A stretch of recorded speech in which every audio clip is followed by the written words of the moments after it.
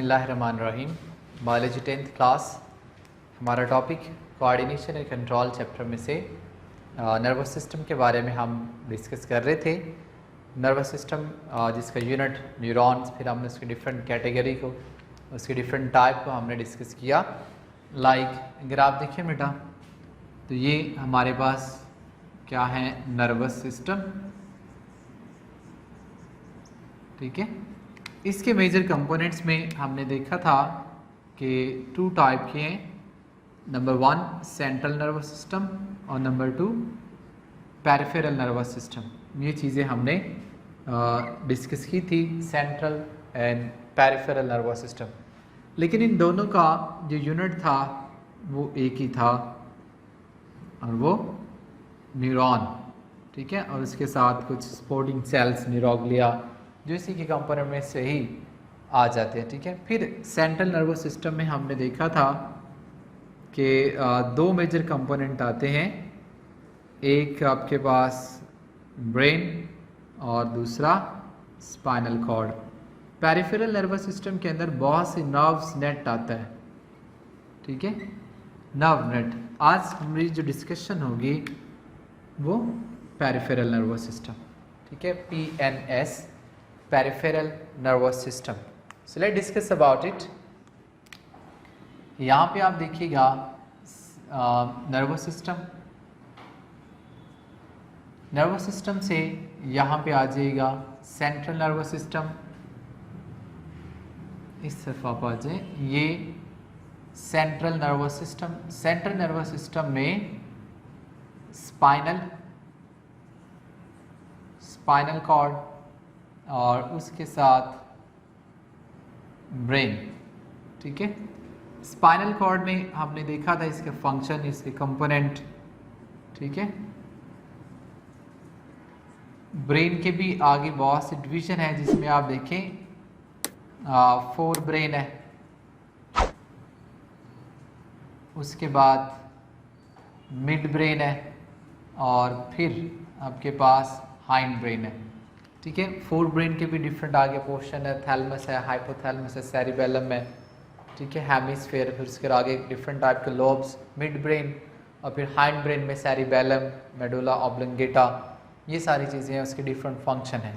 ठीक है, तो दूसरी तरफ अगर आप देखें तो वो आपके पास हैं PNS, peripheral nervous system. Actual में अगर आप इनकी बात करें, स्पाइनल कॉर्ड और ब्रेन, इनसे कुछ नर्व्स निकलती हैं। अगर आप स्पाइनल कॉर्ड की बात करते हैं ना, तो इससे जो नर्व निकलती हैं उन्हें हम कहते हैं स्पाइनल नर्व्स। ठीक है, और ब्रेन की अगर आप बात करें तो ब्रेन से जो नर्व्स निकलती हैं उन्हें हम कहते हैं क्रेनियल नर्व्स। ठीक है, क्रेनियल नर्व्स यानी ब्रेन से जो ऑरिजिनेट हो रही हैं। स्पाइनल नर्व्स में अमूमन 31 पेयर होते हैं। ठीक है, और क्रेनियल नर्व्स के तकरीबन 12 पेयर मौजूद होते हैं, क्रेनियल नर्व्स के। ठीक है, जो ब्रेन से ऑरिजिनेट हो रही है, और ये आपके पास 31 पेयर। अब स्पाइनल नर्व्स ऑलमोस्ट सारी की सारी मिक्स नर्व्स होती हैं। ठीक है, मिक्स नर्व। और क्रेनियल नर्व्स ये डिफरेंट होती हैं, इसमें कुछ सेंसरी होती हैं, कुछ मोटर होती हैं, और कुछ इसमें मिक्स्ड नर्व होती हैं। ठीक है, ये अब 31 पेयर आपके पास ये है, और 12 पेयर आपके पास क्रेनियल नर्व्स हैं। तो ये कलेक्टिवली एक नर्वस सिस्टम बनाती हैं, जिसे आप कहते हैं पेरिफेरल नर्वस सिस्टम। ठीक है, कलेक्टिवली ये सारा सिस्टम बनाएगी जो बॉडी के ऊपर फैला हुआ होता है। It will be consider as a peripheral nervous system. ठीक है, अब आप पेरिफेरल नर्वस सिस्टम क्या है? Actually it's a network of spinal and cranial nerves.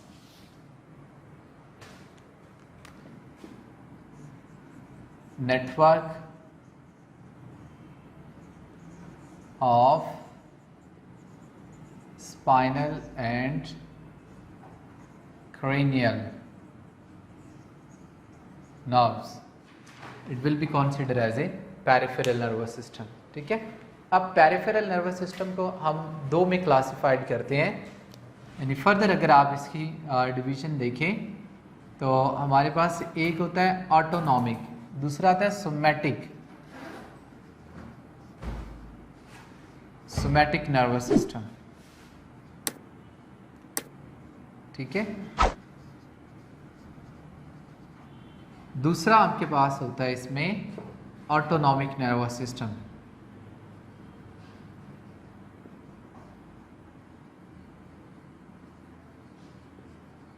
Somatic nervous system में अगर आप देखें तो इसमें ज़्यादातर मोटर पाथवे होता है।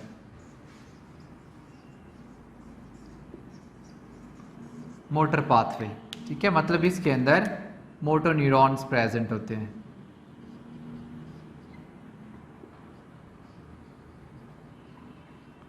Motor neurons are present in a somatic nervous system, और इसके जो फंक्शन है वो क्या होते हैं, जितने भी वॉलंटरी फंक्शन है,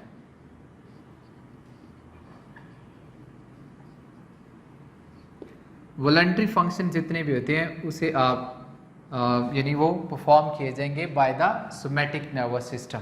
ठीक है, अब वॉलंटरी फंक्शन क्या होते हैं, एक्चुअली वो फंक्शन होते हैं जो हमारे पास कॉन्शियस कंट्रोल में होते हैं, यानी सोचे समझे, आप सोच के कुछ करना चाहते हैं तो आप करें, अगर वो काम आप नहीं करना चाहते तो आप ना करें, that mean a conscious control. ठीक है, वो वाले फंक्शन सारे वॉलंटरी फंक्शन होते हैं। तो सोमैटिक नर्वस सिस्टम एक्चुअल में हमारी बॉडी के अंदर जितने भी वॉलंटरी फंक्शन होते हैं ये उनका रिस्पॉन्सिबल होता है। ठीक है, और उसमें जो रास्ता है वो सारा किसका है, मोटर न्यूरॉन्स का।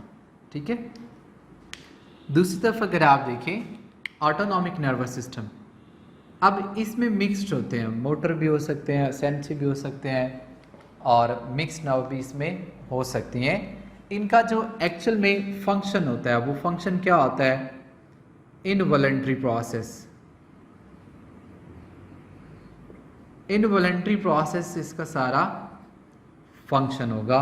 ठीक है, इनवॉलंटरी दैट मीन कि हमारी बॉडी के अंदर जितने भी गैर इरादी काम हो रहे हैं उसको आप इनवॉलंटरी प्रोसेस का नेम देते हैं।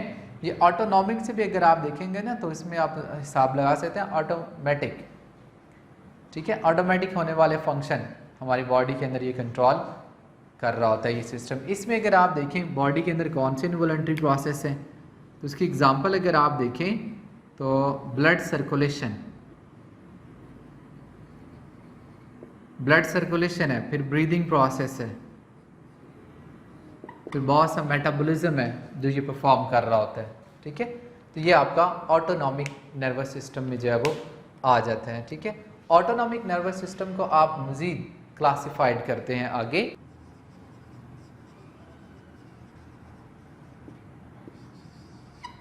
तो उसे आप क्लासिफाइड कर सकते हैं,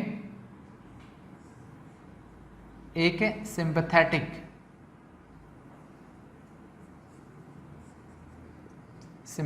नर्वस सिस्टम और दूसरा है parasympathetic nervous system. So sympathetic and parasympathetic nervous system is a further classification of a autonomic nervous system.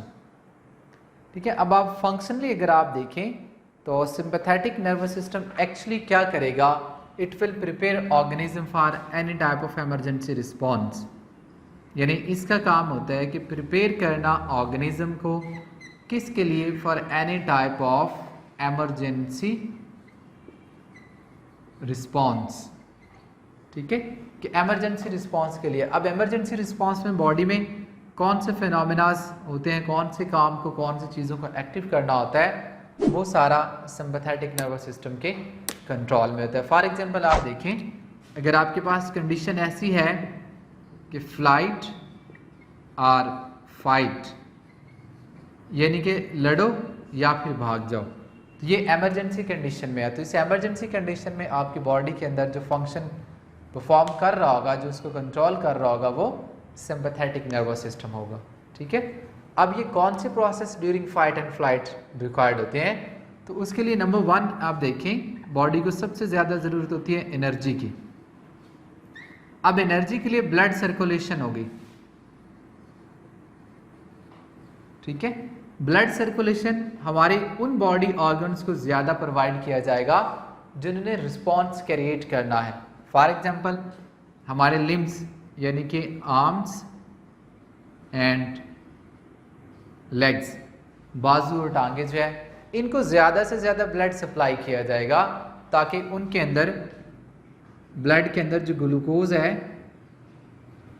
वो हमारे मसल्स को मिल सके, टांगों के और बाजों के, और फिर वो रिस्पॉन्स प्रोड्यूस कर सके, ठीक है। उन्हें हम ज़्यादा से ज़्यादा ब्लड सप्लाई जब वो कर रहे होंगे, ठीक है। इसके अलावा अगर आप देखें तो हमारे आइज़ जो स्टिमुलस पे फोकस करती है उसका प्यूपल साइज वो बढ़ा दिया जाता है, इंक्रीज कर दिया जाता है, ताकि उसमें जो आपके पास स्टिमुलस है उसके ऊपर ज़्यादा से ज़्यादा फोकस किया जाए, ज़्यादा से ज़्यादा उसको ऑब्जर्व किया जा सके, ताकि उसको रिस्पॉन्स जो है वो दिया जा सके, ठीक है।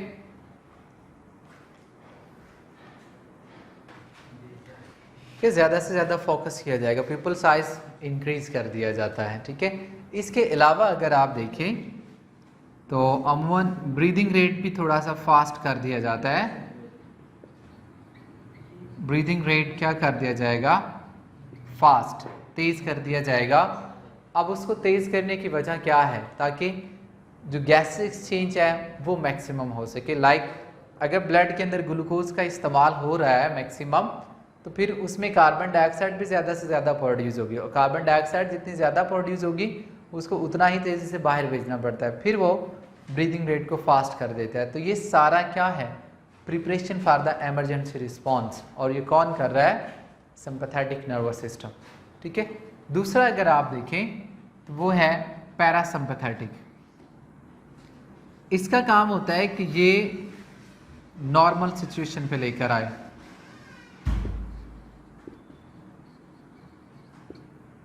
ठीक है, कि ये उस ऑर्गेनिज्म की जो इमरजेंसी सिचुएशन यहाँ पे क्रिएट हुई थी, ये इसको नॉर्मल सिचुएशन पे लेके आएगा। क्या करेगा, जो ब्लड सर्कुलेशन है उसको नॉर्मल करेगा, ब्लड सर्कुलेशन को नॉर्मल करेगा, उसके साथ जो प्यूपल साइज है उसको भी नॉर्मल करेगा, और ब्रीदिंग रेट जो है उसको भी नॉर्मल करेगा। ये सारा इसका रिवर्स करेगा, ठीक है। तो ये आपके पास क्या है, पैरासिम्पैथेटिक नर्वस सिस्टम। ये दोनों एक दूसरे के एंटागोनिस्टिक काम करते हैं। एक इमरजेंसी के लिए प्रिपेयर कर रहा है, आफ्टर रिस्पॉन्स जो नॉर्मल कंडीशन लाई जाती है वो इस पैरासिम्पैथेटिक नर्वस सिस्टम की वजह से लाई जाती है। इसके साथ साथ इनके साथ हार्मोन्स भी काम करते हैं। आगे हम टॉपिक हमारा है कि हार्मोन्स, उसके बारे में भी हम देखेंगे कि बहुत से ऐसे हार्मोन्स हैं जो इस एमरजेंसी रिस्पॉन्स के अंदर इन्वॉल्व होंगे, ठीक है। एड्रीनालिन, नॉर एड्रीनालिन, इनमें से हार्मोन्स होते हैं जो ये काम करते हैं। तो देखिए हमारा नर्वस सिस्टम, हमारा एंडोक्राइन सिस्टम, फिर और blood circulatory system, breathing system, ये सारे क्या कर रहे हैं, एक दूसरे के साथ मिल के काम कर रहे हैं, ठीक है।